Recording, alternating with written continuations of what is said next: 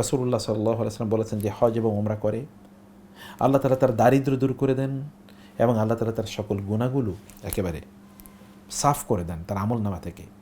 যেমনিভাবে হাঁপড়ের মধ্যে যদি আমরা জংওয়ালা বা মরিচাওয়ালা কোনো যন্ত্র দিই বা কোনো লোহা দিই, সেটা গরম হয়ে যাওয়ার পর তার উপর যখন ভারী কিছু দিয়ে আঘাত করি তখন ওইখান থেকে সব মরিচা ঝরে যায়।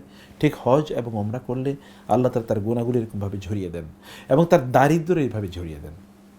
কারণ আপনি আল্লাহর মেহমান, আল্লাহ তাআলা আপনাকে কীভাবে দারিদ্র্যের কষাঘাতে পিষ্ট করবেন? কারণ আপনি আল্লাহর মেহমান, কীভাবে আল্লাহ তাআলা গুনাহ এখন আপনার আমল নামে রাখবেন? কিন্তু তা হওয়ার জন্যে আপনার নিজকে ওই জায়গায় নিয়ে যেতে হবে না, সেইভাবে আপনার আচরণ করতে হবে না। আপনি আল্লাহ সুবহানাহু ওয়া তাআলার মেহমান এবং সে কারণে আপনার মেহমান অন্য যারা আছে তাদের সাথেও কিন্তু আপনার আচরণের, আল্লাহর সাথে আপনার আচরণ এবং আল্লাহর সৃষ্টির সাথে আপনার আচরণ, this is also very important.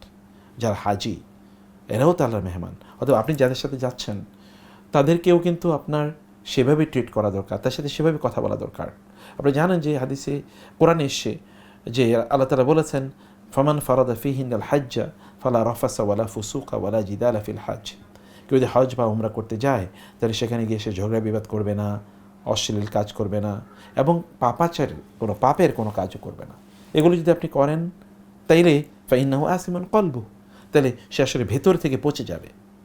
কেউ যদি এই সকল কাজ করে আর এগুলো থেকে বিরত থাকা মানেই হচ্ছে আপনি ওই যেই আল্লাহর পক্ষ থেকে যে ঘোষণাগুলো আপনার জন্য রয়েছে সেই ঘোষণাগুলো আপনি সবই সেখান থেকে অর্জন করতে পারবেন।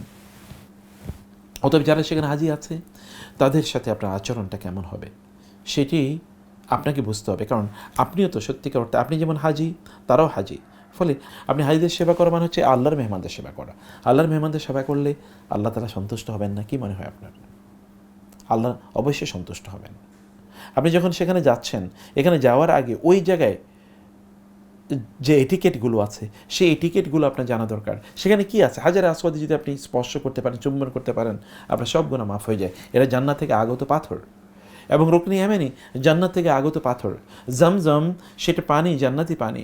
আপনি যদি জমজমের পানি খান লিমা শুরিবা লাহু, আপনার যত যে উদ্দেশ্যে আপনি পানি খাবেন সেই উদ্দেশ্যে আল্লাহ সুবহানাহু ওয়া তাআলা সমাধান করে দেবেন। সেখানে সাফা এবং মারওয়া আছে, ইন্না সাফা ওয়াল মারওয়াতা মিন শাআইরিল্লাহ ফামান হাজ্জাল বাইতা ওয়া ইয়াতামারা ফালা জুনাহা আলাইহি আন ইয়াতাওয়াফা বিহিমা।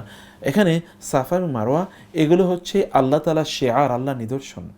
আপনি ওইখানে গিয়ে যখন আল্লাহর কাছে দোয়া করবেন, একবার চিন্তা করে দেখেন তো, হাজেরা আলাইহিস সালাম তিনি সাফা পাহাড় থেকে মারওয়ায় দৌড়ে গিয়েছেন, মারওয়া থেকে সাফায় তিনি দৌড়ে এসেছেন। এই পথিমধ্যে তিনি আল্লাহর কাছে কেবল চেয়েছেন যে আল্লাহ আমার এই শিশু বাচ্চা সহ আমি এখানে আছি, তুমি এটা সমাধান করে দাও এবং খাদ্য পানীয় সমাধান করে দাও। কি হয়েছে দেখেন, পৃথিবীর শ্রেষ্ঠতম সভ্যতা সেখানে নির্মাণ হয়েছে। পৃথিবীর শ্রেষ্ঠতম সভ্যতা, এই যে আমরা 250 কোটি মানুষ মুসলমান, এটা কিন্তু ওই যে হাজেরা আলাইহিস সালামের একটা দৌড়ের কারণে হয়েছে। হাজেরা আলাইহিস সালাম দৌড় দিয়েছেন না, এবং দৌড়ের কারণে সেখানে কি এই যে জমজম পানির এই প্রস্রবণ, সেই ঝর্ণা সেখানে তৈরি হয়েছে। সেখানে মানুষ ইব্রাহিম আলাইহিস সালাতু ওয়াস সালাম সেখানে গিয়েছেন, ঘোষণা ওয়াযিন ফিন নাসি বিল হাজ্জি আতুকা রিজালা ওয়া আলা কুল্লি দামিরিন ইয়াতিনা মিন কুল্লি ফাজ্জিন আমিক।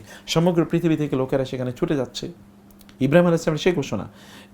দেখুন আপনি সিচুয়েশনটা, আপনি একজন মা হিসেবে, একজন বাবা, অথবা আপনি ইব্রাহিম আলাইহিস সালাতু ওয়াস সালামের বংশধর এবং তার অনুসারী হিসেবে আপনি যদি হাজেরা আলাইহিস সালাতু ওয়াস সালামের মতো ওই অনুভূতি নিয়ে যদি সেখানে আপনি দৌড়ান, আল্লাহ কি দিতে পারেন না একই মর্যাদা, একই সম্মান? আল্লাহর ভান্ডারে কি অভাব আছে? আল্লাহ সুবহানাহু ওয়া তাআলা কি করতে পারেন না? আল্লাহ সুবহানাহু ওয়া তাআলার সেই ক্ষমতা এবং শক্তি আছে।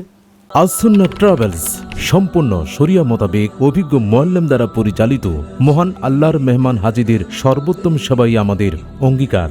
এভরিথিং হচ্ছে গিয়ে অসাধারণ, তাদের মধ্যে কোনো বিরক্তি আমি লক্ষ্য করি নাই। আস-সুন্নাহ ট্রাভেলস একটি বিশ্বস্ত প্রতিষ্ঠান, আমি কোনো রকম চ্যালেঞ্জ ফেস করি নাই। সবার থেকে আমার মনে হয় আল্লাহর সন্তুষ্টি অর্জন করার জন্য আল্লাহর ঘরের মেহমানদের আমরা সর্বোচ্চ সেবা প্রদান করার চেষ্টা করে থাকি।